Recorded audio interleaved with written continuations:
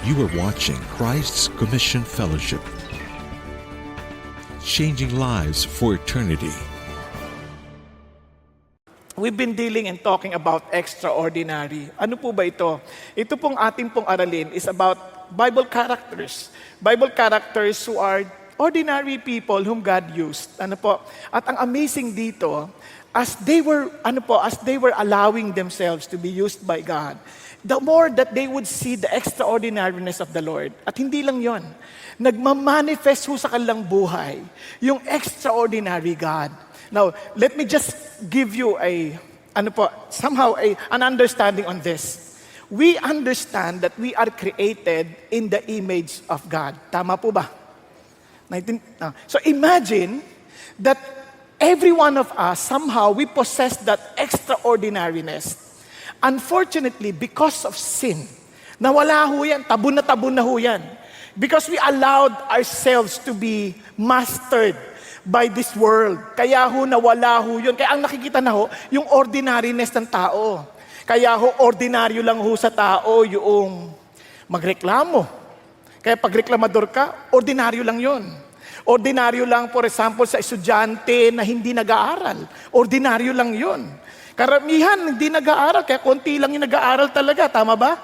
Now, ordinaryo lang sa tao na hindi nagsisilbi sa Diyos. For example, for Sundays, they just listen and be an spectator. This is ordinary. Pero, the moment they understood the power of the living God, they begin to become extraordinary. Bigla yung mga estudyante, hindi nag-aaral, di ba? Bigla yung mga nagtatrabaho, hindi na nagre-reklamo. Kasi nandun na, parang inisip na, tika muna, I'm doing this for God. And as God would really mold me to the real person that He designed me to be, wow, lumalabas yung extraordinariness. Di ba? Kunyari sa pagdadrive, ordinaryo lang yung naniningit, tas nang magagalit pa, di ba? Pero biglang hindi ka, extraordinary yung, hindi siya nagalit? Relax lang siya kasi alam mo na mayroon ng Diyos at work in Him. But obviously, the process is not easy. Masakit. Alam niyo, kanyari, parang naalala niyo yung illustration ko last week, yung isang marble na stone for the past 20 years, walang nangyayari dyan. Until it was placed in the master's hand. Si Michelangelo, talagang binrake niya yung marble na yon, little by little, chinichisel na yon.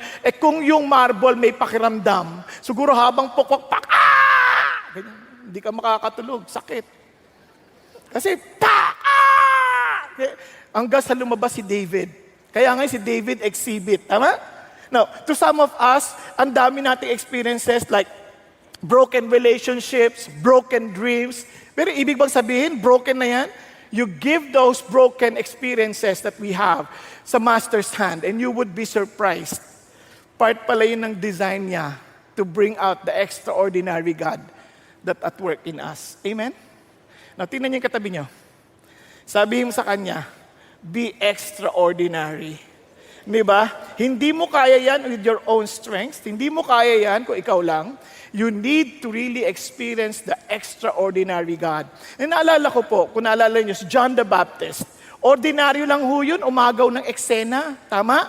Ordinaryo lang ho yun pag ikaw yung John. Tapos everybody's congratulating you. Ordinaryo sa maraming tao to get the glory. But to John the Baptist, what have we learned? He must increase. I must decrease. Sa buhay natin, the moment you understand that we are here for Jesus, di ba? Bigyan tayo naintindihan, indeed, everything I do, Jesus must increase. I must decrease. Bakit? The more we try, kasi it is a must, the more we try to increase ourselves, the more we get tired. The more we get frustrated. Because that is not our design. Our design is to exalt Jesus. So, pag ini-exalt natin sarili natin, you will get tired. Nagkakaninan tayo. Kaya we must increase the Lord. And last week, si Isaiah was at the temple. Diba? Ano napansin niya? In his mind, he was great. In his mind, he was the servant of the Lord. And kumpinsa niya si Uzziah, and Uzziah dying of leprosy, and na-shelled out na siya, parang siguro at the temple, he might be complaining, God, ang labo mo, he was faithful, my cousin was faithful. Para sa isang ganyan lang, nagkamali lang na minsan, ganun na. Then he saw the Holiness of God. It was not just holy. He was holy, holy, holy. Talagang, di ba sa atin, pag dinodoble natin, sobrang, ginto, di ba? Kunyari, gwapo. Tama ba? Tingnan nyo, sa harap. Wala, hindi mo pwedeng ulitin eh. Hindi mo mamasabi. Di ba? Kasi hindi uubra. But kung talagang gwapo, wow! Gwapong-gwapo yan. And si God, He was not just holy. The word holy in itself is superlativeness. Sobra na. Pero He's above. And yet, hindi lang inulit ng 2 beses, tinatlo pa. So, to some of us, we don't really understand. Yung Diyos na napakadakila, beyond us. Yung love niya is a holy love. It is beyond our understanding. His power is beyond our understanding. Kaya naman tong si biglang, wow, sinumpa ng sarili. Woe is me! Sinumpa yung sarili. Bilis sabi niya, I'm ruined, I'm coming apart. Wala na, sira na ako. Bakit? I'm a man of unclean lips. The very strength he had to repent before God. Yung akala mo, ang galing mo because you feel that everybody admires you with what you possess as in your strength, biglang wala rin pala sa Diyos yun. It's nothing, it's useless. It's parang, it will even destroy you if you're holding on to it. Di ba? Kaya ang sagot ng Diyos, wala yan. Kaya buti na lang ang Panginoon Diyos, sa Kanya, okay na, patay na ako, wala na. And yet the Lord took that, yung coal, di ba? With a tongue. Kasi sobrang init hindi pa mahawakan ng anghel. O, nilagay sa bibig. Wala nang reklamo. Patay na kung patay. Kasi fire is a picture of judgment. Naalala niyo? Re-review ko lang bago kayo matulog. Hindi kasi, importante ito It's a picture of judgment. And yet, instead of him being consumed, instead of him being destroyed, pinatawad siya ng Diyos. Why? Kasi sabi ni Jesus, I will pay for that. I will pay for that. I will take all those judgment. Kaya naman, anong kanyang response? And everyone who understands the beauty of such grace, imposibleng hindi ka mag-volunteer sa Diyos. God was not talking to him. They were talking with each other and sabi niya, whom shall we send? Who shall go before us? Who shall go before us? Ano sabi niya? Here I am, Lord. Send me. And you know that they understood the greatness of God. Alam bakit? Hindi niya na inisip yung, sige Lord, padala mo ako. Ano sabi sa kanya ng Lord? Teka muna, Isaiah, you will fail. When you speak, they will not listen to you. And even if they do, they will not understand. And ito pang papagawa ko sa iyo. They will see, but they will never perceive.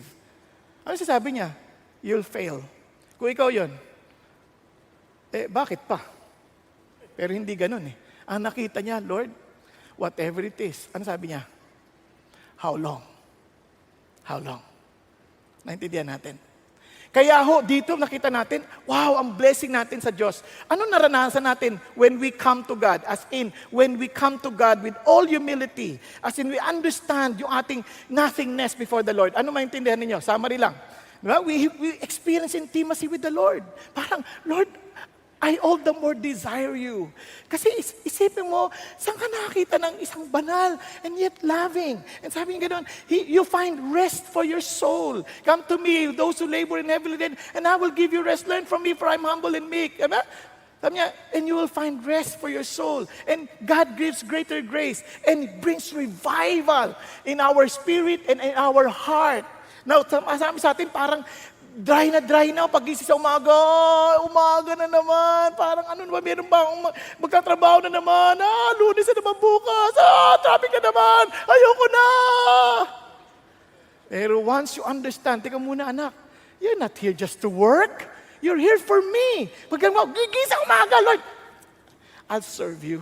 I love you because you first loved me. Kaya rested revival, kaya may fruitfulness. Yun po, isang lang po yan, parang paalala lang for all of us. Now, ang ating pag-uusapan, pangatlong tao na. It's about Jonah. Jonah. Now, every time you read Jonah, sino nakakaalala? Jonah. Ano naaisip nyo kagad? Isda! Di ba? Inaisip nyo kagad, nilaman siya ng isda. Now, alam nyo itong si Jonah, amazing. Parang tayo. Tayo. Now, papaliwanag ko sa inyo. Sino sa inyo gusto nyo maging masigla sa buhay? Promise, yung maging masigla kayo. Yeah, good. Almost everybody wants to be energetic, di ba? Yung bang parang hindi tayo parang tatamad-tamad. Sa totoo lang, kawawa ang maraming tao kasi maraming tao hindi lang ma-enjoy ang buhay. Kaya nga, sa process na ito po yung part 2 natin, be broken and be blessed. Bakit magiging blessing to sa atin? Because what? It's a process. Wow. Parang last week, yes ako, Lord, gusto ko po, gawin niyo yung gusto niyo sa akin. Gawin niyo, di ba? Parang, pagdating ng Lunes, parang bagsak na naman, mali na naman, parang hindi na yata ako makakaranas ng blessing sa Diyos. Mukhang malabo na ata. Napakinggan niyo to. Huwag kang mag-alala. Dahan-dahan yan. Yung iba naman, grabe, kung naintindihan mo ng Pastor Bong, ang hirap. Parang binibreak na ako ni God.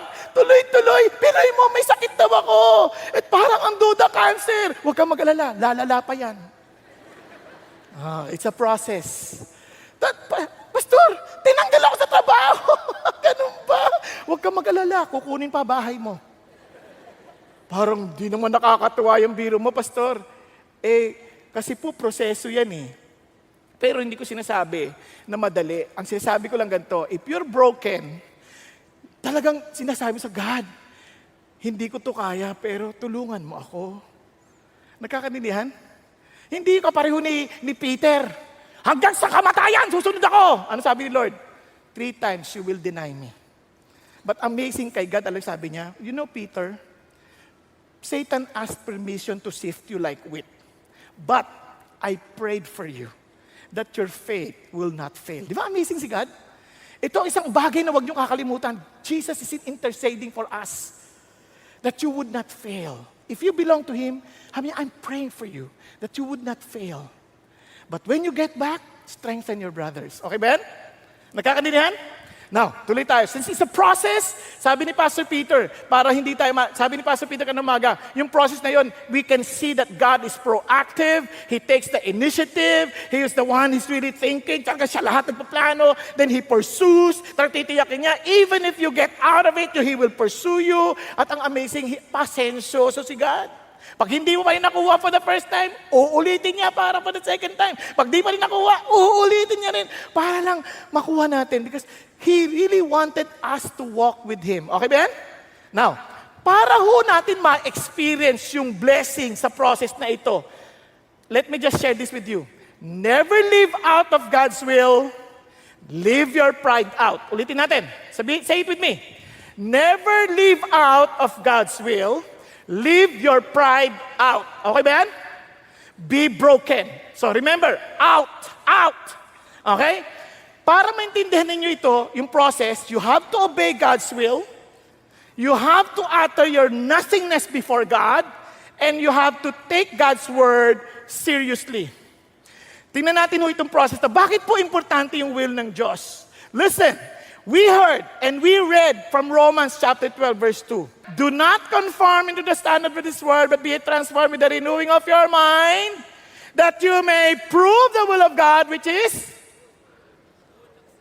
good, galing, acceptable, and perfect. Wow! Gusto mo makita yung will ng Diyos?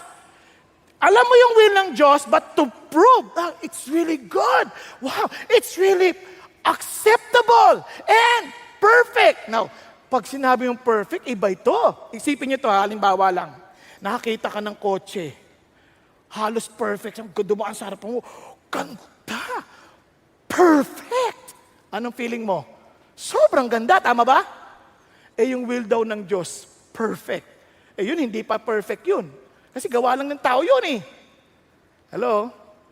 So sabi ng Lord, unawain mo, sundin mo yung will ko. You may not understand it at first, but sundin mo.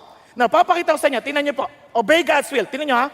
Si Jonah, the word of the Lord came to Jonah, the son of Amittai. Sabi niya, okay, arise, go to Nineveh, the great city, and cry against it, for their wickedness has come up before me. Anong inutos sa kanya? Sabi niya, okay, Jonah, punta ka sa Nineveh, yung capital ng Assyria. Okay, punta ka doon.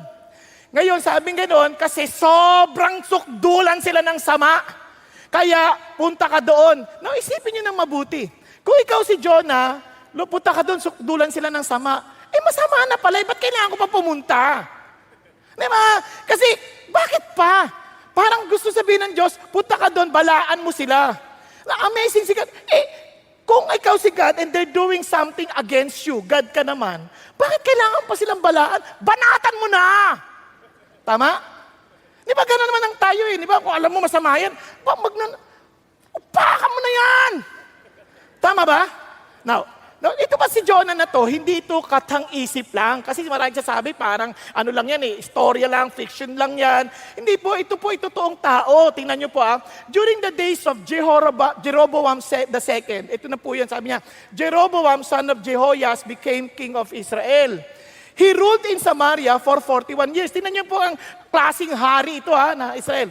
He sinned against the Lord following the wicked example of his predecessor, King Jeroboam, son of Nebat, who led Israel into sin. So, yung Israel talaga pinangungunahan ng masamang hari din.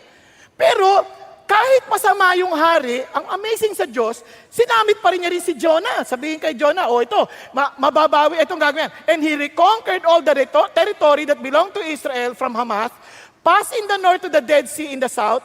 This was what the Lord, the God of Israel, had promised through his servant, the prophet Jonah, son of Amittai, from Gath-Hepler. Nakuha ninyo? Kasi sabi niya, itong nangyari na na-reconquer niya yung city, pinrophesy ni Jonah yan. So from there, makikita mo kaagad na itong si Jonah, feeling niya ang kanyang calling is to protect Israel. Ang kanyang calling is to make sure to guide the king, to tell the king what he needs to be done, to make sure that Israel is great. Tama ba? And somehow, during this time also, si Amos prophesied that because of the wickedness of the land, the Lord will raise up a nation, referring to Assyria, ang capital ay Nineveh, to destroy Israel. Nasusundan niyo pa. Now, isipin niyo ito. Halos magkasabay sila. Parang sinasabi niya, puntahan mo, balaan mo sila dahil masama sila. Teka muna, Lord. Di sisirain kami, di ba? Prophet din yan eh. Naiintindihan niyang platuntunan ng Diyos. Tama ba? Ba't ko bababalaan? Isipin niyo halimbawa, yung Hapon, kukonquer tayo. Tapos sabihin ng Lord, punta ka sa mga Hapon. Para hindi sila mapahamak, balaan mo sila. Di pag naayos sila, patay kami lalo, tama ba? O lalakas sila. Para masakop ka nila. Pupunta ka pa? O tingnan nyo, kayo rin ganyan din. Pareho natin si Jonah. Tingnan nyo si Jonah. But Jonah rose up to flee to Tarsis from the presence of the Lord. Hindi na lang siya pumunta sa Tarsis, lumayo pa siya sa Diyos. Nakukuha niyo yung picture. Sabi niya, so he went down to Joppa, found a ship which was going to Tarshish, paid the fare, and went down into it to go with them to Tarshish from the presence of the Lord. So in other words, eto si Jonah, para hindi niya gawin yung pinagagawa ng Diyos, lumayo na lang siya sa Diyos. So marami sa atin, meron tayong mga kagustuhan sa buhay eh. Ngayon, alam natin, ito yung will ng Diyos. Ngayon, ang gagawin natin, dahil ayaw mo na lang, wag na lang, hindi na lang ako sasama sa Lord. Mahirap na. May tinanong akong ganyan eh. Sabi ko yan, pag-pray mo naman ako, magkaparoon na ako ng asawa. Tapos biniro ko lang. Paano kung siya ang ibigay sa'yo ng Diyos? Magbabackslide na lang ako. Pagkakita niya yung mama, ay, magbackslide na lang ako. Ayoko sa kanya. Basta. Parang, hindi na lang. Pag ayaw, kasi hindi okay sa akin eh. So maraming tao ganyan. Pag hindi parang hindi niya gusto, ayaw na. Sa atin, gusto natin ang will ng Diyos. Kung feeling natin, pabor sa atin. Tama ba? Hello? Pareho lang tayo ni Jonah. Now, tingnan niyo po kaya iba, hindi na lang aatin ng Bible study kapag merong nakaaway sa Bible study, sa D-group. Ayoko na umatin. Kasi bakit? May kaaway ako doon eh. Sabi Lord, patawarin ko daw. No way. Di ba? Ginagawa natin yan. Kaya hindi na lang tayo umalis doon sa pinag-uutos, pati lumalayo tayo sa Diyos. Minsan, may nanliligaw sa atin, hindi Christian. Kung binatag dalaga, hindi Christian. Talagang nililigaw. Naku, ang gwapo, grabe. No? Tapos sabi Lord, hindi yan siya Christian. Magbabackslide na lang. Hindi na ako atin ng D-group kasi rebuke nila ako. Hindi na ako atin ng service kasi yung mag-preach yung pastor, tatamaan ako. Di ba? Hindi na lang. Ayoko na. Maraming ganyan. Tingnan niyo po, ang masama. Ang ganda ng pagkakadi ni Pastor Peter dito kanina eh. He went down, He went down. Sabi niya, you're not going up. You're coming down, down, down, down. Akala mo lang okay ka kasi parang, wow, okay ako. Pero babagsak ka eh. Ayaw ni God yun. Kaya tingnan niyo, para maintindihan niyo sa mapa. Andito siya sa Israel. Saan siya pupunta? Sa Nineveh. Tama ba? Ngayon, sa halip na, ang lapit lang oh, pumunta sa Joppa, pumunta ng Tarsis. Ang layo. Tingnan niyo, papunta siya doon, no? Ang layo. No, nakakatawa. Papa, gusto mo, babiyahe ka ng napakalayo, huwag mo lang makita si God. Huwag mo lang gawin yung kalooban ni God. Isipin niyo yan. Now, baka naman ma-misinterpret niyo. Bakit ba ganyan si Jonah? Bakit ganyan si Jonah? Now, alam niyo itong amazing. Pag hindi niyo makikita dito makikita niyo sa chapter 4 na ito sabi. He prayed to the Lord, said, please Lord, was not this what I said while I was still on my country, on my own country? Therefore, in order to forestall this, I fled to Tarshish. For I knew that you are gracious and compassionate God, slow to anger and abundant in loving kindness, and one who relents concerning calamity. Ano sinasabi niya? Lord, alam niyo naman ba't ako tumakbo? Alam mo, patabo ng Tarshish. Mabait ka Alam niyo ito, masasamang tao na to, pag minutes kayo, magpapatawarin mo Tama? Lord, itong problema ko Pag ito sinabihan ko, magiging Christian ito Lord, alam mo ba, re-rape niya anak kapatid ko. Yung apo ko, re-rape niya Magiging Christian to patatawarin mo Tapos yung pinaka-anak niya, apo niya, re-rape yung apo ko. Nanakawin nila yung yaman namin. Yung kamag-anak nito, hihingi ng tao, ito patatawarin mo Dapat patay na yan. Kaso pag yan, naging naku, papatawarin. Yung apo niya, naku, yayariin kami. Hello? Nai-imagine niyo ba yung nangyayari? Kaya Lord, ayoko. Gusto ko silang sirain mo. Ubusin mo sila. Pero, pinapupunta mo ako dun magsisisi yan. Naintindihan? Isipin niyo kung halimbawa, yung ninakaw, halimbawa, ikaw, negosyante ka. Niloko ka ng ka-counterpart mo. Ninakaw lahat. Tapos sabi ng Lord, nung mamamatay na, naghihingalo. Sabi mo, puntahan mo, share mo ng gospel. Wag na! Makikita pa kami sa langit niyan naintindihan sabihin? Okay na sa impyerno na siya. Ninakaw, naghihirap ako Ninakaw niya lahat ng yaman ko. Hindi ba sa inyo, siguro mag-anak ninyo, nagkadayaan kayo sa mana. Siguro sasabihin nyo, Lord, ba't ko pa share yung mga yan? Bahala sa buhay niya. Di ba ang panalangin nyo nga magpagdusa sila? Hello? Di ba yung boss ninyo, pinagalitan kayo, anong prayer ninyo? Lord, ganti mo ako. Panginoon, magdusa siya. Hindi sabi ng Lord, pagpalain mo siya. Sabi mo, pag may bless siya. Lord, hindi, malabo Yayaman pa. Hindi nga dapat naliligtas yan naintindihan niyo ba yung nangyayari? Yung anak ninyo, mapapansin ninyo, nilaban natin yan pag anak na natin kahit na naging suwail Pero, ganon din naman, sabi ka, tika muna, pumunta ka doon. Balik tayo ngayon. Kaya sabi ni Jonah, sabi ganon, the Lord hurled a great wind. Hindi siya sumunod Di ba, pumunta na siya. Ang amazing kay God, hindi siya pumayag. Pero alam niyo itong amazing, no? Akala mo parang wala nangyayari, di ba? Alam niyo, makikita niyo mamaya. Papakita ko sa isang dali. Babalikan natin ito para makintindihan niyo. Tingnan niyo si Jonah. But Jonah had gone below into the hold of the ship, lain down and fallen sound sleep. Tingnan mo yung katabi mo. Pareho sila, no? Nung sumakay siya, walang bagyo. Nakatulog Minsan akala mo, pag di ka sumusunod sa Diyos, parang okay lang lahat. Wala, okay lang. Everything is just fine. Ang ganda ng lugar ko, may tulugan pa ako. Tulog na tulog. Feeling mo wala Pero kung ikaw ay mapagmahal na Diyos, hindi siya tatahimik. Kasi itong maintindihan sa pagmamahal, ang pagmamahal ng Diyos, hindi yan sentimentalism lamang. Ang pagmamahal ng Diyos is refining love. Because it's a holy love. He wants you to be refined. Kaya minsan, hindi kanya ini-spare sa trouble kung kinakailangan para yung trouble na yon to redirect you to where you should be. Kaya don't be surprised that sometimes God will allow a great wind on the sea, and there was a great storm on the sea, so that the ship was about to break up. Grabe, no? Kaya huwag ka ma-surprise. Bakit? Kapag hindi ka sumusunod sa Diyos at anak ka ng Diyos, let me tell you this, kahit minsan di pa nga anak ng Diyos magkakaroon ng matinding problema. Ngayon okay ka pa, parang ang saya-saya mo, wow, kumikita ako, kahit ang nadadaya ka, kahit na niloloko mo yung mga kliyente mo, parang wow, lalo ko umuunlad. Relax ka lang.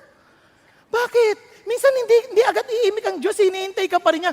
But if God will really, biglang magugaya, biglang magkakaroon ka matinding bagyo na hindi mo maintindihan. Buti sana kung hangin lang Minsan yung bagyo, magkakabarkada. Hindi niya napansin yun? Bigla sabi niya gano'n, great wind, great storm. Buti sana kung wind lang at storm, may great pa. Buti sana kung great days ang dumating. Pag-isipan niyo mabuti. Man, ito yung punto. Almost the ship is breaking up. Ang galing ng Diyos, kontrolado niya pa rin para hindi mag-break up. Now, tuloy tayo. So, yung mga sailors, they got so afraid. Every man crying to his God. Sabi nga nila, kailangan pa bang umabot sa ganyan pagka talaga matindi na yung problema, yung magpe-pray ka? Kasi ang tao hindi nagpe-pray hanggat may problema Hanggat kaya lang solve nila Sa isip nila, huwag ka muna lumapit sa God. Hindi pa ganun katindi. Huwag natin siya istorbohin. Pero itong mga tao, alam mo, nasa matindi na silang kalalagayan. Kaya tinatapon nila yung mga gamit. Tuloy tayo, sabi niya. So the captain approached him and said, how is it that you're sleeping? Ba't ka natutulog? Hindi ikaw, si Jonah. Si Jonah yung tinutukoy niya dito. Tumayo ka nga. Call on your God. Perhaps your God will be concerned about us so that we will not perish. Baka naman yung Diyos mo. And sabi niya, each man said to his mate, okay, sige, mag-cast tayo ng lot. Sino talaga yung pinanggagaling ng kamalasan na ito? Parang ganun ang mata ng isip ng mga tao ito na. And the lot fell on Jonah. Then they said to him, tell us now, whose account does this calamity struck us? What is your occupation? Where do you come from? What is your country? From what people are you? And ito si Jonah, sumagot, I am a Hebrew, and I fear the Lord God of heaven who made the sea and dry land. Ano napansin sa kanya? Dinidiinan niya kung ano yung lahi niya. I am a Hebrew. To him, hindi niya naisip na I am the servant of God. Sinasabi sa kanila, ang sinasabi niya, I am a Hebrew. Bakit kita niya parang, alam niyo ba, parang, oy, sharean mo nga yung puti na yan. Pinoy ako. Wag na. Hayaan mo yung mga puti na yan. Hindi. Kausapin mo. Hindi. Pinoy ako. Hello? Okay, minsan ganun tayo. Lalo tayo sa Pilipinas, ano yan? Kapampangan. Sharean mo. Ilocano to. Kapampangan. Yung mga Bisaya naman. Taga Bulacan. Sharean mo. Wag na. Mga Tagalog. Nava. Hello? Kasi nga bakit? Minsan inuuna natin mga lahi-lahi ba, ganyan. Di ba? Kaya nga ang Pinoy, mahilig sa ganyan, yung grupo-grupo. Ilocano, di ba? Kapampangan, ganyan. Ito, Hebrew. Hello? Kaya ito na. Hindi niya man lang naisip, teka, ako'y taga sa Panginoon. Now listen. Then the men came extremely frightened. They said to him, how could you do this? Now listen to this. Because he had told them what? Yung kanyang totoong pagkatao. He frightened and said to him, how could you do this? For the men knew that he was fleeing from the presence of the Lord. Itong mga tao, walang kinalaman. Paano mo nagawa yun? Kung si God, ay God, bakit ka tumatakbo sa Kanya? Christian ka? Bakit reklamador ka? Paano mo nagawa yun? Reklamo ka ng reklamo. Christian ka?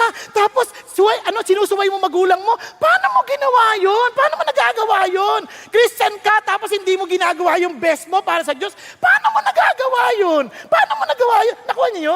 Christian ka? Ba't ka nang bababae? Paano mo nagawa yun? Nakukuha niyo ba yun? Hello? Tapos, pag nagwa-worship ka, natutulog. Paano mo ginagawa yun? Hindi ko sa pang-insulto ay iba may sakit.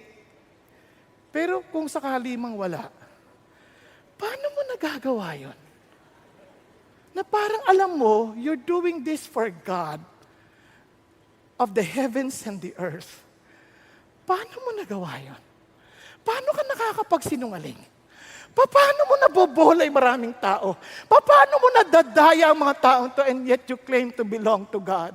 Pag-isipan nyo, we call ourselves the only Christian country in the Far East. Paano natin nagagawa yon? Kaya nakakagulat eh. Kaya tad na tayo ng bagyo, wala pa rin tayong magbabago. Bakit? Paano ninyo nagawa yun? Paano natin ginagawa yun? We claim to be Christians, follower of God, follower of Jesus Christ, the righteous God, and yet look at our lives. Look at how we behave when we drive at the parking lot, whenever we see it, whenever we come here together, even when we disrespect the ushers, everybody. How could we do that? And yet we claim to be Christians. Di ba nakakalungkot? Paano mo nagawang nasisiraan mo yung kapatid mo? Paano mo nagawang, sinasabi mo sa kapatid mo na ang sama, ganito siya, hindi ka naman concerned. Paano mo nagawa yun? Again, hindi kayo to ha. Si Jonah to eh. Paano natin nagagawa yun? Yun ang tanong niya eh. Sabi ko, kahit ako na binabasa ko, pogo nga no. Paano ko nagagawa yun? If I truly understand the God I'm serving. Now, tuloy tayo. So they said to him, what should we do to the sea may become calm for us? Sabi niya, and the sea was becoming increasingly stormy. Hindi mo napansin, lalong palala yung sitwasyon. Ang sabi niya, he said to them, pick me up, throw me into the sea. Then the sea will become calm for you. For I know that on account of me, this great storm has come upon you. Now look at this. However, the men rowed desperately. Ayaw siyang patayin. Sabi niya, to return to land, but they could not, for the sea was becoming even stormier against them. Lalo pang lumalala. Lalo lumalala yung sitwasyon. Sabi ng mga Christian, I will take full responsibility. Listen to this. Hindi mo nakita lumalala ang sitwasyon natin sa bansa? And do you think it's a problem of the president? It's the people of God. If my people will humble themselves, if my people will turn away from their wicked ways, if my people, tayo yun. Kasi sabi niya, okay, we'll take full responsibility. Unless we take that full responsibility, the storm will get stronger. Are you following? Sa bahay, you're the Christians, palala yung problema. Listen, don't expect the rest of the family to change. You be changed. Kaya we need to take full responsibility. Let's continue. Then they called on the Lord and said, we earnestly pray, O Lord. Kasi ayaw naman lang pumatay eh. Ayaw din naman ni Jonah magpakamatay, na siya na lang ang tumalon. Bakit? Alam niya masama eh. And sabi nga nun, and let us perish on account of this man's life. Do not put innocent blood on us. For you, O Lord, have done as you have pleased, Lord. Lord, alam niyo naman, gagawin namin to, hindi dahil sa kung anumang bagay, ha? Ang sabi ng Lord, so they picked up Jonah, threw him into the sea, and the sea stopped its raging. Wow! Wow! Talagang tumahimik. Yung itong Christian, tinapon na, boom! Yan na, tumahimik na. Now, tingnan niyo po ano nangyari sa bunod? Then the men feared the Lord greatly, and they offered a sacrifice to the Lord and made vows. Ano napansin niyo? Itong tao na to si Jonah, sumusuway sa Diyos, nadadamay ibang tao, hindi lang siya. Tama ba? Tama ba? Now, itong amazing sa Diyos. Kahit ang palpak nitong si Jonah, nung tinapon na, taking full responsibility, ano nangyari sa munod?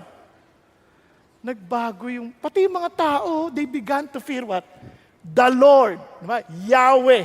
Na talagang the revealed name of God. Sabi nga, and the Lord talagang sacrifice to the Lord. Amazing, no? Ano pansin niyo? Minsan, hindi naman tayo perfect. Maniwala kayo sa bahay, hindi tayo perfect. Pero wag na tayong magkunwari. Pag may problema, tayo na unang magpakumbaba, mga Christians. Sa opisina, tayo na unang magpakumbaba. Minsan tayo pa yung unang nag-excuse kasi, hindi ko magagawa yan, Christian ako. Hello?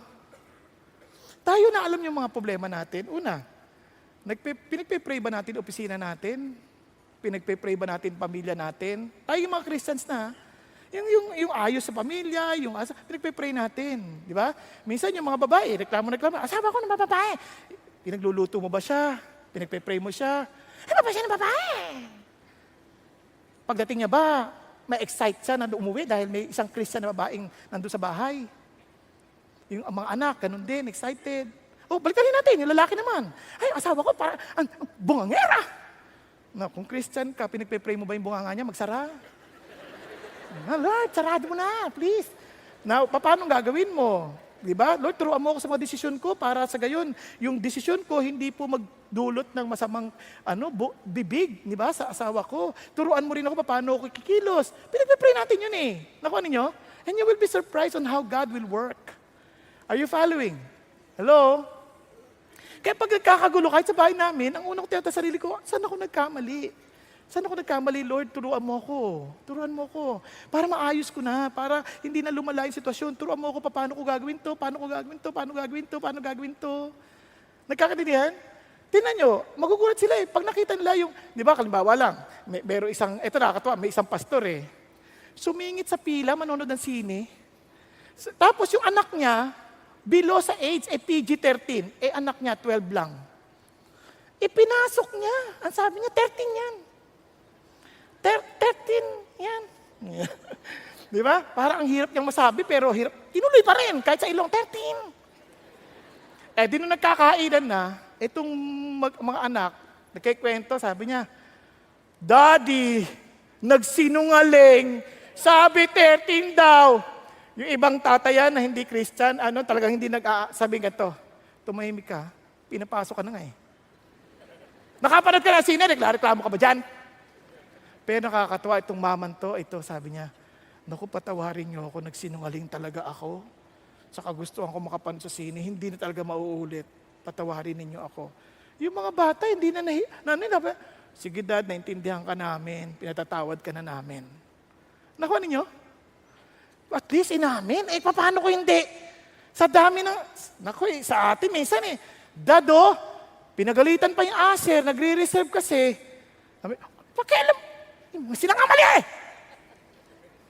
Minsan sa sasakyan, di ba? Pagka, pinilit nyo pa eh. Tinugin ka, traffic. Tumahimik ka, ikaw magdrive dito. Pag Christian ka, wag na, patapon ka na sa tubig. Patay na kung patay. Kasi patay na ako dito, yari ako. Pero at least, di ba, kakalma rin. Hello? Now, tuloy na tayo ngayon. Kaya alam nyo, ang bait ng Diyos, the Lord appointed, buti na. Alam niyo, nakakatuwa, no? Bumabagyo, tumahimik na, sa gitna, tinapon. And God appointed a great fish to swallow Jonah. And Jonah in the stomach of the fish 3 days and 3 nights. Alam niyo, nakaka-amaze sa Diyos, no? Pati isda na nananahimik sa buhay. Nananahimik siya.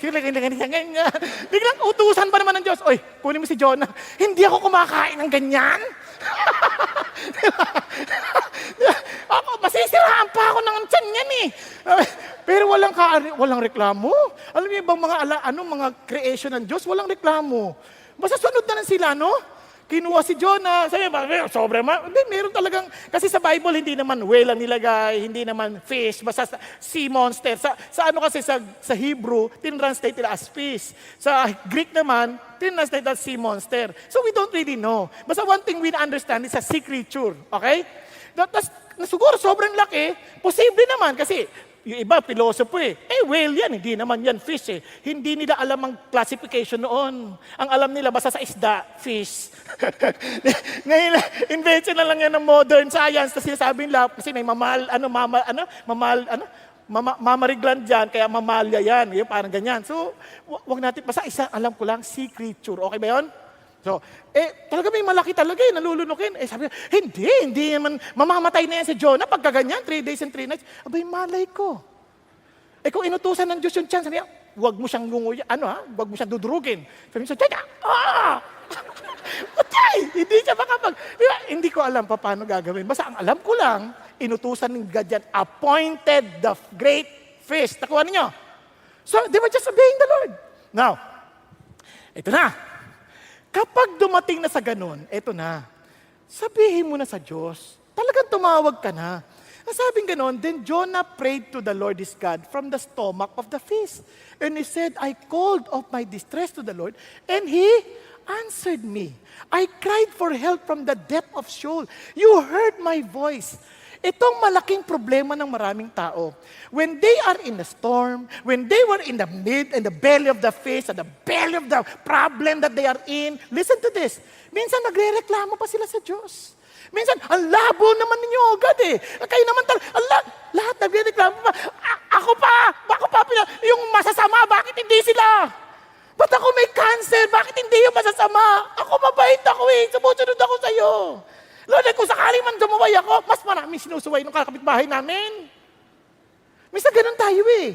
Alam nyo, ang tao, dalawang klase lang eh. Ay, tatlong klase. Meron yung tinatawag na irreligious, yung hindi nila alam na kailangan lang tagapagligtas. Are you following? Yung iba naman, mga religious, akala nila by doing something, they will be saved. Ang Christian, alam nila they had nothing else because they too understand that they were rebellious, that God can do anything against them. Bakit? Kasi nga, wala naman kami magagawa. But they will just call up before God with all, parang depending on the mercy and the grace of the Lord. Wala siyang pagmamalaki. Minsan, ang iniisip natin, hindi ganyan ang tamang pag-repent, dapat ganito, ganito. Hindi yun ang issue eh. Ang issue, nakikita mo ba talaga yung gracious God? Are you following? Kaya siya tumawag eh. Bakit siya tumawag? Bakit siya tumawag sa Diyos? Tingnan ninyo. Parang ganun din yan sa Psalm. Tingnan sa Psalm, they wandered in the wilderness, in the desert region. Naliligaw na sila, naliligaw. Hindi naman sila gumagawa ng kasalanan. They did not find a way to an inhabited city. Nagutom, nauhaw, their soul fainted within them, nangihina na talaga. Then, they cried out to the Lord in their trouble. And look at what happened. He delivered them out of their distresses. He led them also by straight way to go to a Ban's inhabited city. To an inhabited city. Hindi ban yan. Ito, ano to eh? Mali yan. No. To an inhabited city. Now listen. Tingnan niyo po to ha. Pag may problema tayo, ang dalas ang isip natin, pinifigure out natin paano gagawin. Pwede bang tumawag ka na muna sa Diyos? Iyak ka na. Huwag ka nang magmalaki. Yan ang malaking problema. Tawag ka na. Lord, tulungan mo. Naliligaw na kami. And ang ganda naman, when they cried out to the Lord in their trouble, He delivered them out of their distresses. Kasi hindi mo naintindihan, Pastor eh. Kasala ako. Kamali talaga ako, kaya ako nagkaganto-ganto. Tingnan nyo, mayroon pa isang kaya. Because they had rebelled against the words of God and spurned the counsel of the Most High, therefore He humbled their heart with labor. They stumbled and there was none to help. Sad. Parang Jonah, no? Parang, dahil hindi sumunod sa Diyos, sad. Ano sabi? Then they cried out to the Lord in their trouble. Napansin niyo ba yan? And He saved them out of their distresses. Minsan isip nyo, guilty ako eh. Wag. Alam mo, kahit guilty ka, tumawag ka sa Diyos, papakinggan ka naman niya eh. Talagang aminin mo na. Naintindihan? Lord, wala nangyari sa buhay ko. Nag-aral ako, pero walang nangyari sa buhay ko, Lord. Sabihin mo na talaga sa Diyos. Lord, nahirapan na po ako. Ang tagal ko nagtatapa, wala nangyari sa buhay ko. Lord, yung sa buhay namin magkasawa. Lord, lahat, nag-attend na kami ng couples retreat. Wala pa rin nangyayari. Tulungan mo kami. Talagang, yung iba sa inyo, enslaved na kayo ng pornografiya eh. Lahat sinira nyo na yung computer, bumili naman kayo bago. Paliktan naman kayo. Iyak mo na sa Diyos. Lord, di ko na ito kaya. Tulungan mo ako, iligtas mo ako. Hello? Nakuha ninyo? Talaga sabi niya, sabihin mo, aminin mo na. Then, He brought them out of darkness in the shadow of death. Iniyak ko rin sa Diyos yun eh. Alam niyo ba, doon sa 3 p.m., sabi ko, Lord, ang hirap po nito. Paano po ito mapupuno? Iniyak ko yun sa Diyos eh. At lagi ko yung iniiyak. God, hindi naman ako nagpaparami. Iligtas mo naman kami. Iligtas niyo po marami kong kababayan. Naintindihan ninyo? Hindi naman ako nagpe-preach dito para mag-preach lang eh. Lord, iligtas niyo naman kami dahil kawawa naman kami mga Pilipino. Bukod sa Pilipino, marami na nagpunta sa abroad eh. Sana magamit niyo rin kami para mabot pa sa mga kapwa namin Pilipino. Kasi kawawa naman ang mga Pilipino. Napilitan nung sila maglakbay sa ibang bansa. Kahit masira na yung pamilya nila, sa kagustuhan nilang magkaroon ng isang maayos na pamilya. At ang solusyon nila, kasiraan pa rin ang pamilya. Iligtas mo kami. Iligtas mo kami. Mahawa kayo sa amin.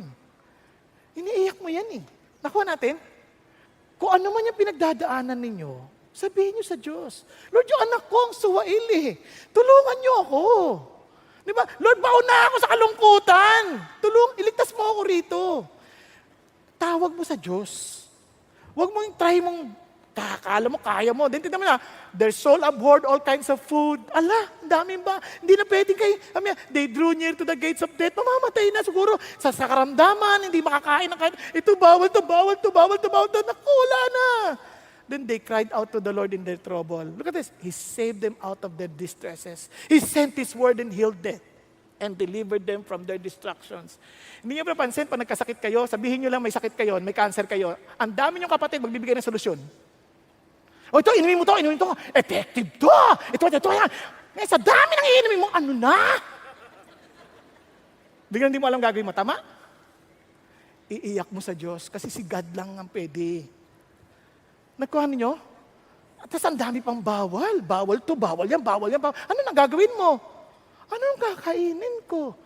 Naku, yung gulay, may formalin. Kala ko ba gulay na lang? May formalin pa. Para maimbalsa mo ka na habang maaga.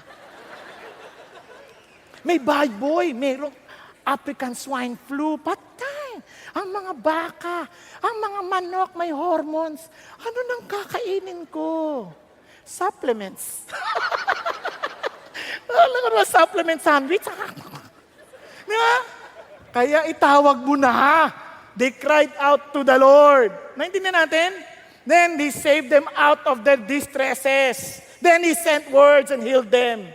Ito pa. Naku, those who go down to the sea in ships, who do business of great waters, lumalakbay, it's too big. They have seen works of the Lord and His wonders in the deep, and He spoke and praised us, and raised up a stormy wind, which lifted up the waves of the sea. They rose up to the heavens. They went down to the depths. Their soul melted away in their misery. Takot. Sabi niya, kasi binabagyo eh. They reeled and staggered like a drunken man. Then, were at their wits' end. Wala na, dulo na. Then they cried out to the Lord in their trouble, and He brought them out of their distresses. Look at this. He caused a storm to be still so that the waves of the sea were hushed. Are you following? When was the last time you really cried out to the Lord? Alam niyo yung brokenness?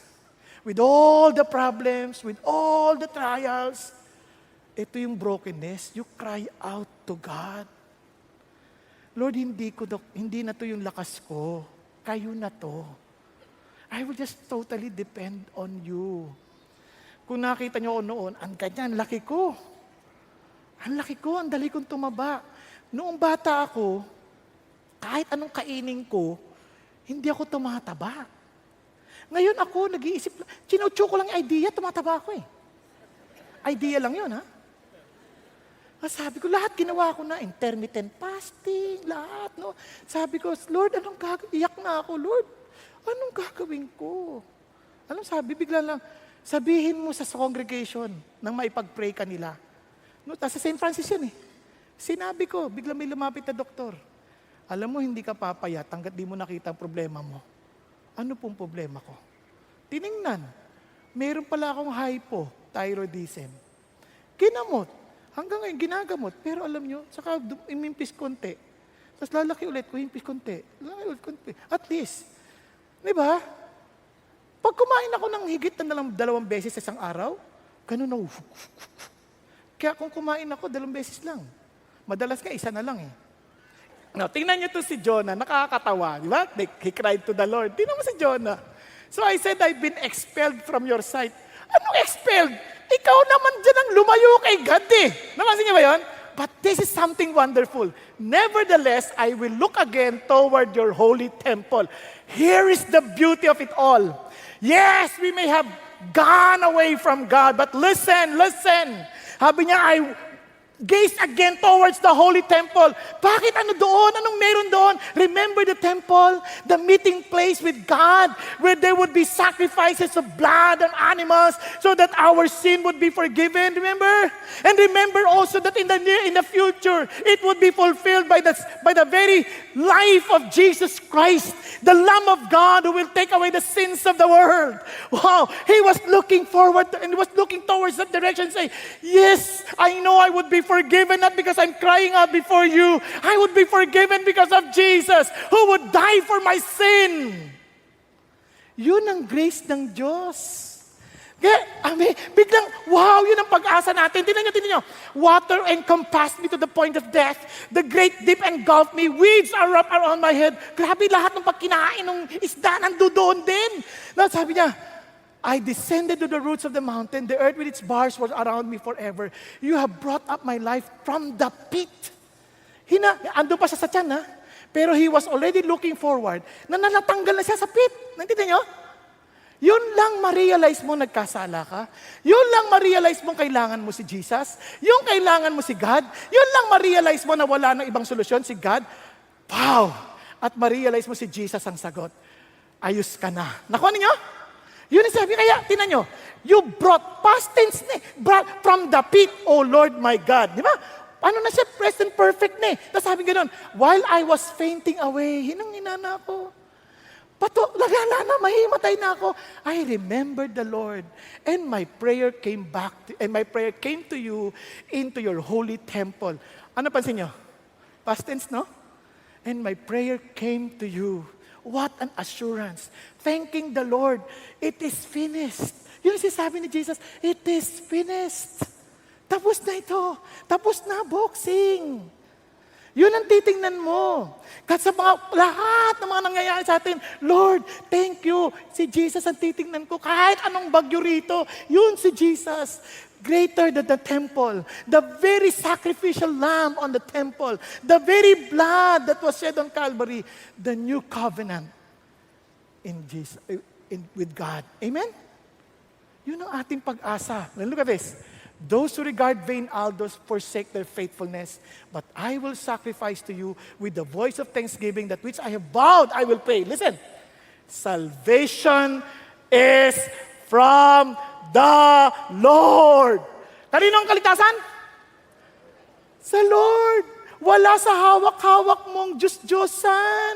Wala sa pagiging membro mo sa CCF. Kay Lord. Dito sa CCF, nagtutulungan lang tayo lumago kay Lord. Nagkakatinihan? Hindi yung hindi yung mga pinaglalaban mong teolohiya, hindi. Si Lord. I'm not saying masama ang theology. No, you study theology, but si Lord. Hindi, kasi follower ako ni Calvin, o follower ako ni Arminius. Hindi yun. Si Lord. Salvation comes from the Lord. Save na ako, nag-aatin ako kay Pastor Bong. Hindi, wala ka mapapala sa akin.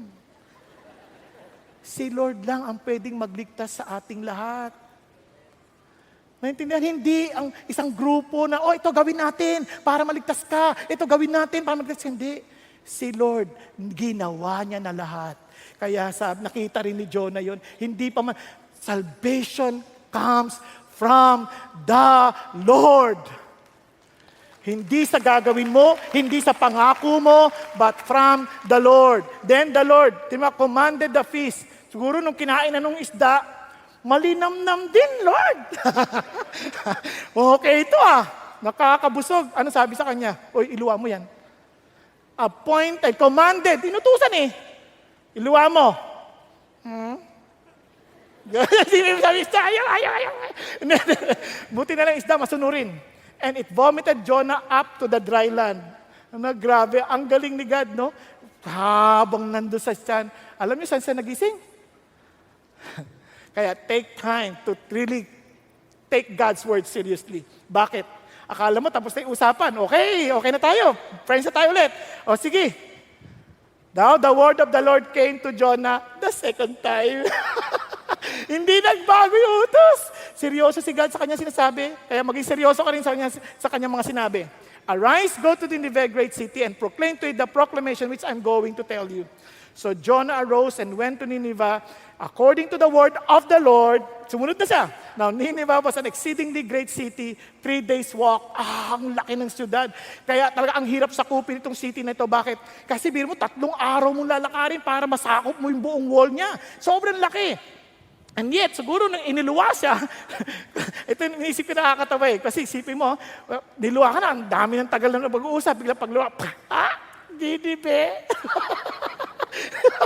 Parang, wow, parang kawawang. Eto na, wala akong choice, Ninive na ito. Eto na. No, tira.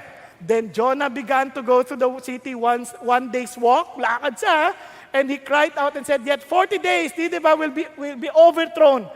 Ang haba ng preaching. Ayun lang, 40 days, Nineveh will be overthrown. Sabi niya, then the people of Nineveh believe in God. Wow, yun lang ang sinabi. Naniwala na agad. Paano sila naniwala? Alam niyo lahat, all things work for good. Alam niyo bakit? Tingnan niyo po, for those who love the Lord, and even for those who repented. Alam niyo bakit? Tingnan niyo. Paglabas, isipin niyo, ano kayo itsura ni Jonah? Andyan lahat yung mga di ba?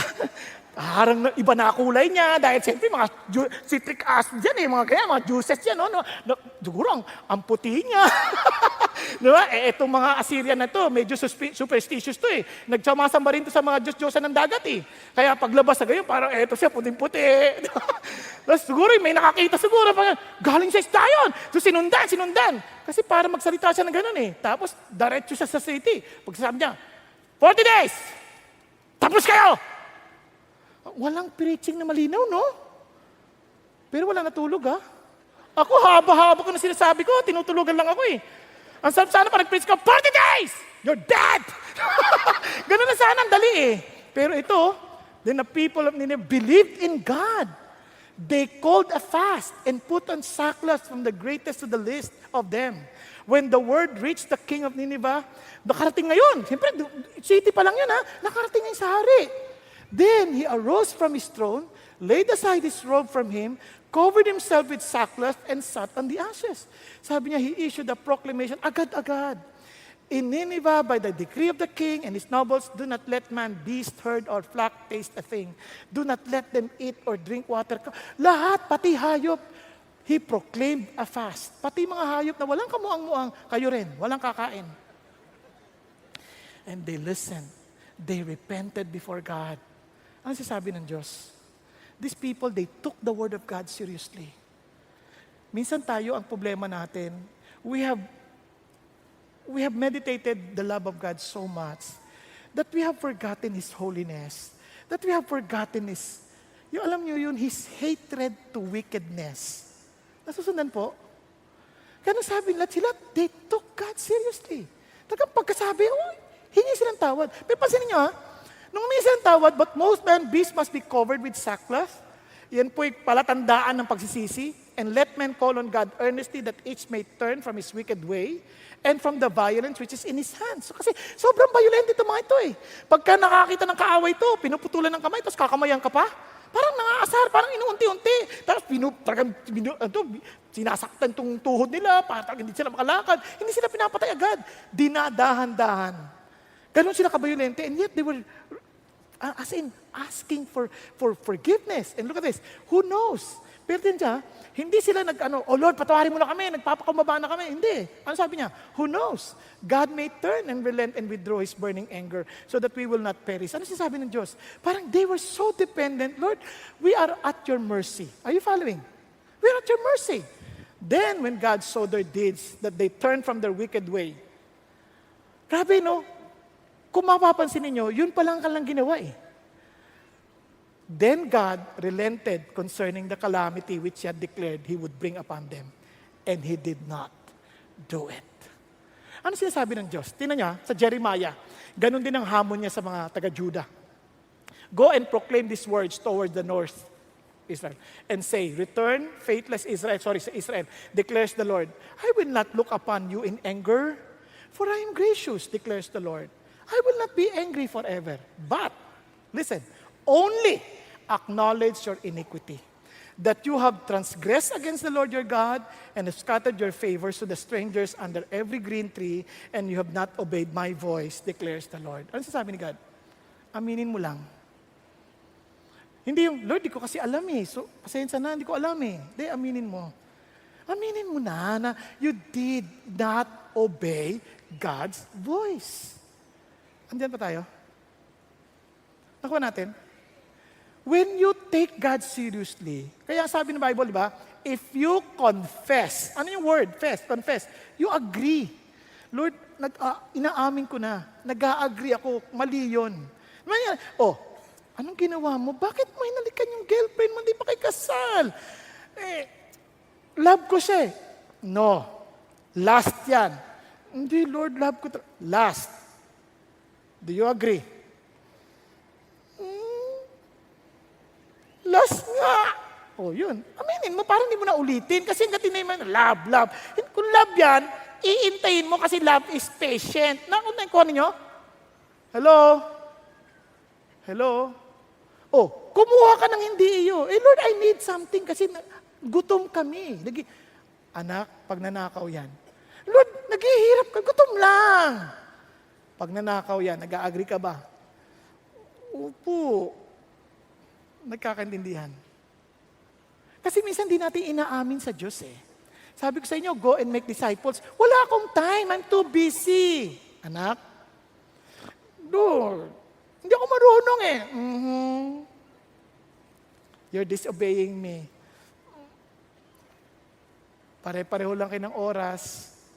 Do you trust me that I can provide for you? Do you trust me that I can guide you? Then you go. Do you trust that I gave you leaders to teach you? Atin. Okay, I agree. Nakuha. Tulog ka kanina. Lord, antok ako eh. Hindi yon. Hindi. Tinapos mo pa rin yung sa Netflix, yung series. Kaya ka antok ngayon eh. Kung natulog ka kagabi ng maaga, prepared ka to worship me, you're not really respecting me as you want, as I should be respected. Agree? Okay, Lord. Di ba? Huwag ka na magpalusot. Yung iba talaga may sakit, pinilit na lang nga makinig. Di ba?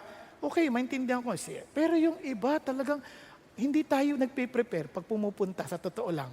Alam mo ba sa Old Testament, kaya sila pag magsasabat na, bawal sila mag-sex sa gabi para malakas sila, para pwede mag-worship sila sa Lord eh.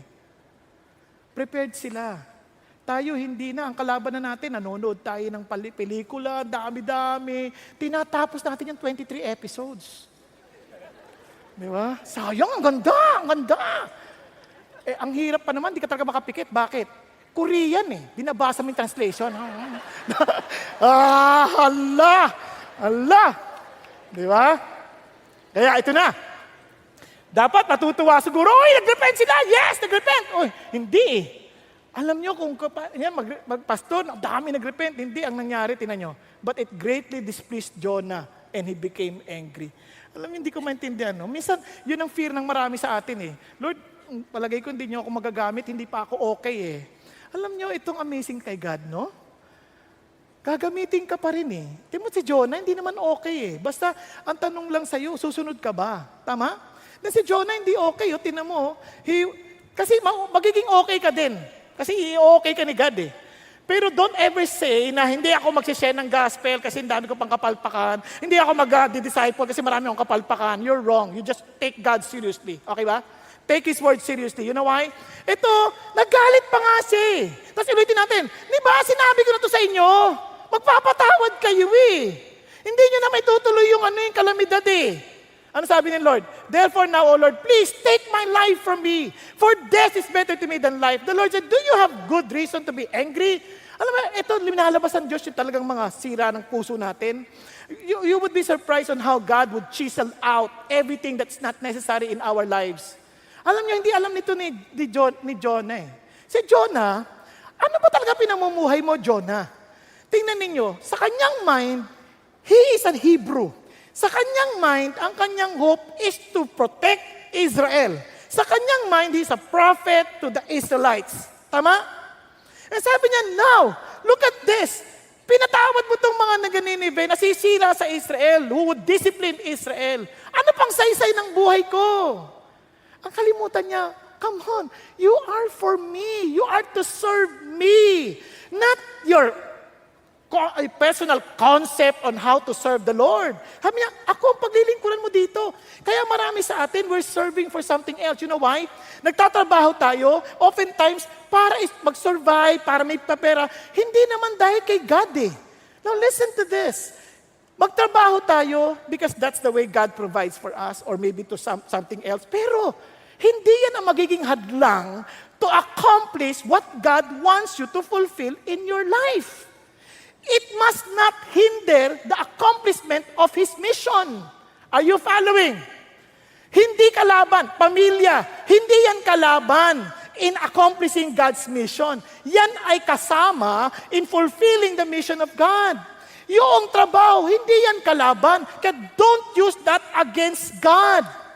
Kaya ito si galit siya. Bakit? Patayin mo na lang ako. Yan na yung dahilan ko mabuhay eh. Wala na akong purpose. Sabi ni God, bakit nagkakamali ka? Tingnan mo. Then Jonah went out from the city. Alis na siya. Then they made a shelter for himself, sat under the shade until he could see what would happen in the city. Pinanonood niya pa, umaasa pa rin siya masisira yung city. Umaasa pa rin siya that the Lord will destroy the whole city. Then the Lord God appointed the plant. Sino nag-appoint? Si God. Pinalagyan siya ng lilim. Isipin niyo sa wilderness, sa Middle East, init-init. Nakakita ka ng lilim, wow, ang sarap. Dagan na buhay! Then Jonah to be a shade over his head to deliver him from his discomfort. Yeah. Si Lord pa nag-isip. And Jonah was extremely happy about the plant. Saya-saya niya that God appointed a worm when dawn came to the next day. And it attacked the plant and it withered. When the sun came up, God appointed a scorching east wind. And the sun beat down on Jonah's head so that he became faint and begged with all his life, saying, death is better to me than life. Wala nang dahilan. I could not even have comfort. Patayin niyo na ako. And sabi niya, then God said to Jonah, do you have a good reason to be angry about the plant? And he said, I have good reason to be angry even to death. Sobrang galit, no? Sabi niya, hindi lang plant. Ayaw na! Sabi niya, then the Lord said, you had compassion on the plant for which you did not work and which you did not cause to grow, which came up overnight and perished overnight. Should not I have compassion on Nineveh, the great city, in which there are more than 120,000 persons who do not know the difference between the right and left hand, as well as many animals. Wow, ano sasabi ng Diyos? Naawa ako sa kanila. Kung ikaw hindi mo na sila nakikita, I'm telling you now. Alam niyo kung bakit? Alam niyo bakit pinakita ito ng Diyos matagal pa? Unoon pa man. Pero alam niyo bang may dahilan ng Diyos? I'll explain in a short while. Huwag kayo magmamadali. Ito lang. Sabi ng Lord, then the scribes and the Pharisees said to him, Teacher, I want to see a sign from you. But he answered, said to them, an evil and adulterous generation craves for a sign, and yet no sign will be given to it, but the sign of Jonah the prophet. Pansin niyo ba? Ano sinasabi ni Jesus? Hingi kayo ng sign, I'm telling you, this is the sign that you're looking for. Just as Jonah was 3 days and 3 nights in the belly of the sea monster, so will the Son of Man be there 3 days and 3 nights in the heart of the earth. What are you looking for? Sabi niya, you've been thinking, you've been meditating about the Old Testament, but you have forgotten one thing. Just as Jonah was in the belly of the fish, I would be buried 3 days. And sabi niya, itong mangyari, and the men of Nineveh will stand on this generation of judgment and will condemn it because they repented at the preaching of Jonah. Them, kagagaling doon sa isda, kinig sila kay Jonah. But when I rise again from the dead, I'm telling you, something greater than Jonah is here. What the Lord is saying is this. Here is the gospel. I will die, but I will rise up again from the dead. But buti pa sila, kita na si Jonah from the fish, nakinig sila. But to so many of us, alam na natin that Jesus rose again from the dead, but we still do not listen to Him. There is no other way for a man to be saved but through Jesus Christ. Look at this. Tingnan nyo, balikan natin. Here is the gospel, brethren, by which you also are saved. If you hold fast the word which I preach to you, unless you believe in vain. For I delivered to you as of first importance what I also received, that Christ died for our sins, according to the Scriptures, and He was buried, and He was raised on the third day, according to the Scriptures. Ano sasabi niya? Ito yung gospel. Si Jesus namatay, nanlibing, at nabuhay magmuli ayon sa kasulatan. Now, bakit importante yan? Tingnan niyo po. Sorry, ito sabi niya. But by the grace of God, I am what I am. His grace toward me did not prove vain, but I labored even more than all of them. Yet not I, but the grace of God with me. Ano yung grace na to? For if the dead are not raised, not even Christ has been raised. And if Christ has not been raised, your faith is worthless. And you are still in your sins. Ano sabi ng Diyos? You're looking for a sign. Minsan gusto Lord, totoo ka ba? Gawin mo to, gawin to. Simple lang. Huwag mo nang tanungin yon. Nabuhay siya magmuli. Kung di siya na mabuhay magmuli, wow, huwag na kayo mag-aksayang pumunta rito. Huwag na kayo mag-asayang basahin ang salita ng Diyos. Wala kang kwenta. But because He rose again from the dead, you better take His word seriously. Are you following? Kasi totoo siya eh. Kaya when He said to His disciples, go and make disciples of all nations, you better take that word seriously because there is no other hope for a man to be saved but only through Jesus Christ. Now, let me just encourage you before I end. Isipin niyo to, sabi ng Lord. Si Jonah, he was not willing to preach the gospel to the Ninevites dahil masama silang tao eh. Pero God is saying, this message is not only for you, the Jewish people, but also for the world. Even to the worst kind of person. Minsan ayoko share itong gospel nito sa ibang tao kasi masama sila eh. Hindi. Kahit ano pang sama nila, I care for these people. Kasi sabi ng Bible, God demonstrated His own love for us in this. While we were still sinners, Christ died for us. Listen, for if while we were God's enemies, ano ka daw? Ano daw tayo? Ay, kaaway ng Diyos. Naintindihan niyo ba ibig sabihin ng kaaway ng Diyos? Through the death of His Son, we were reconciled to Him through the death of His Son. How much more, having been reconciled, shall we be saved through His life? Now, naintindihan nyo kung bakit ang mga Christians noon, nung inaral natin ng Acts, hindi sila takot mamatay. Bakit? Dahil alam nila, they belong to Jesus, they do not belong to this world, and they are witnesses to tell the world, we found the solution to our predicament. We found the solution for our sins. We found life. It's in Jesus. Alam niyo po, ito ang blessing. Kaya minsan binibreak tayo ng Diyos. He wants to remind us, listen, of His grace. Minsan kasi nakakalimutan natin na we're saved because of God's goodness. Kaya minsan pag nagpe-pray tayo, bilang tayo ng bilang na na-accomplish natin instead of trusting Jesus Christ. Kaya nga in Jesus' name reminding ourselves that we're standing for Jesus. Are you with His righteousness? Are you following? Minsan when we treat other people, hindi natin mapatawad. As if, hindi ko magawa, I could not imagine. How could you do such a thing? Have you forgotten that we are all sinners? And yet God forgave us? Kaya sabi ng Lord, forgive as Jesus forgave you. Iba sa atin, kung alam mo lang yung kapayaran, imposibleng hindi mo ibigay yung best mo for Jesus. Andiyan ka ba? Now, kaya ang iba sa atin, nananatili, buti pa yung mga Ninevites, nagrepent. Pero iba sa atin, we continued on living a life against God's will. Now listen, sinong sinasaktan mo? Sarili mo. Because storms will come. But if you don't listen to the storm, I'm telling you, it will become stormier. It will become stronger. It will become more unmanageable. But you know what? God is waiting for you to come before Him. To really utter your nothingness before God in total dependence on Jesus alone. Tayo pong lahat ay yumuko at pumikit sandali. Mga kapatid, hindi kita kilala. Una, kung may inaasahan ka bang ibang paraan para maligtas at hindi si Jesus, I'm telling you, lalong lalala yung bagyo ng buhay mo. But Jesus Christ wants to save you. Na minsan ang dami mong problema because it's just a natural consequence of every evil action we do. Bakit? Because you will always reap what you have sown. But God is very much willing to save you from that. He gave His only Son, Jesus Christ. Kaya kapatid ko, ikaw yung kinakausap ng Diyos. To repent before Him. To acknowledge that there is no other way for you to be saved. At kundi si Jesus lang, aminin mo sa Kanya. Kaya minsan pagod na pagod ka, trying your best to do this, to do that, para lang maging katanggap-tanggap kay God. I'm telling you, it's only through Jesus. It's not your religiosity. Iba sa inyo, maaring you think, I don't need salvation because you don't feel a need for God. Ang tawag, para mga tawag dyan, mga irreligious na tao. But I'm telling you, it is a great blessing to realize that you need a Savior, that you need someone to save you, that you are in a situation of great danger, pero somebody is willing to save you. At yan na si Jesus.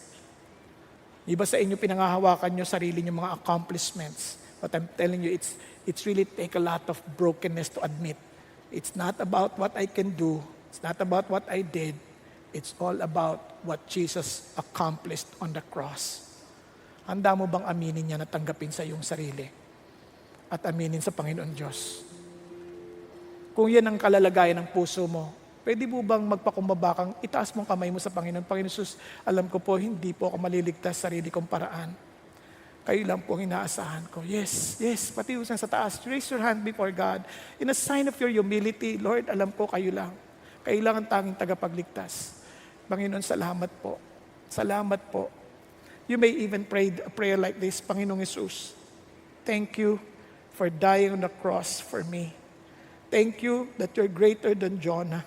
Because you did not just stay in the belly, Lord, because of your rebellion, but because of our rebellion, you stayed under the earth, oh God. You were buried because of our rebellion. And yet you rose again from the dead to deliver us from the penalty of our sins. Kaya Lord Jesus, I accept you as my Lord and my Savior, and deliver me, Father God, as you have promised, from the penalty of sin.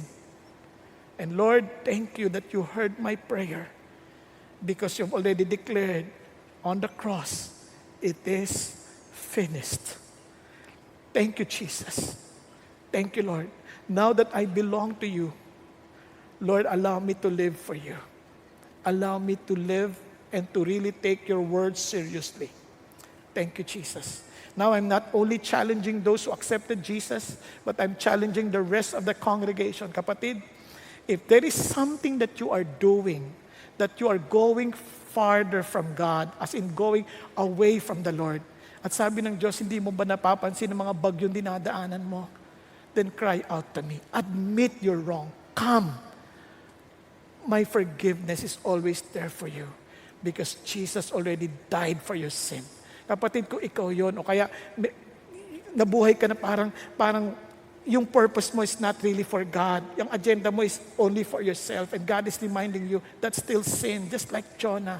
But I want you to come. Kaya si Jonah, siya pa rin nagsulat ng aklat na to para ipakita niya sa atin lahat yung kanyang kamalian. Because I believe that he himself repented before God, accepted his own failures. Kaya ginamit siya ng Diyos. Kaya nakita pa rin ang extraordinariness ng Diyos. Kaya kapatid, maybe the Lord is speaking to you. And the Lord is telling you, give up what you are doing. Come. Hindi mo napansin, nadadamay ang maraming tao. Hindi mo naman napansin, pati anak mo, pamilya mo. Hindi mo napansin ang mga kamag-anak mo. But I want you to come. Because I want you to admit, I want you to accept my forgiveness. As well as to admit your sin before me. For I am faithful and just to forgive you. Kapatid ko, ikaw ay kinakausap ng Diyos. Pwede bang itaas mo rin kamay mo sa Panginoon? Panginoon Diyos, I want to live for you. I want, Father God, to live based on your design. Yes, taas mo, be humble before God. Be humble before God. Perhaps, hindi ka nabubuhay ayon sa kalooban ng Diyos, and you're not even aware, or you do not even ask, di mo man tinatanong ano will ng Diyos sa buhay mo. Kaya the Lord is speaking to you. Lord, I want to obey your will. Lord, I want to utter before you my nothingness. And I want to take your word seriously. Kapatid ko, ikaw kinakausap ng Diyos, taas mo rin ang kamay mo sa Panginoon. Yes, thank you, Jesus. Yes, be humble before God. Yes. Hallelujah. Thank you, Jesus. Thank you, Jesus. Father in heaven, I thank you that you see all these hands raised. And Father God, I thank you. I thank you because you are merciful. You're compassionate. You're slow to anger. Thank you, Lord God, it's not your desire to bring calamity to those people who are not walking according to your will. because you want us, Father God, to enjoy you, your presence, your great blessing, Father. You want us to enjoy, God, Lord, the creation that you have given us, so that we can be usable to your kingdom, so that we may reach out the Ninevites of this life, of this world, O Lord. Lord, the Ninevites of this world, we know that you want us, Father God, to be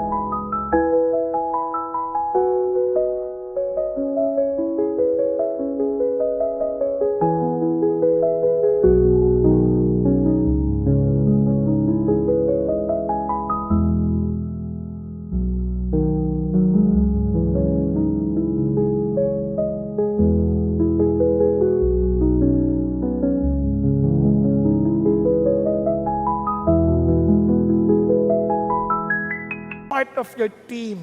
Na Panginoon, na kahit Panginoon, alam namin na sa mata namin at sa mata ng ibang tao, we might be disqualified. But thank you that you qualify us with your Son because of your mercy, because of your compassion. So Father God, I pray to allow every one of us, especially for those who raise their hands before you with humility, may you allow your extraordinariness, Father God, be manifested in our lives. And let your name be exalted.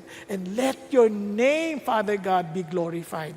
Again, thank you, Lord, that you will use this movement, O God, to bring change and to influence the world, Lord God, to righteousness. Thank you, Lord. In Jesus' name we pray.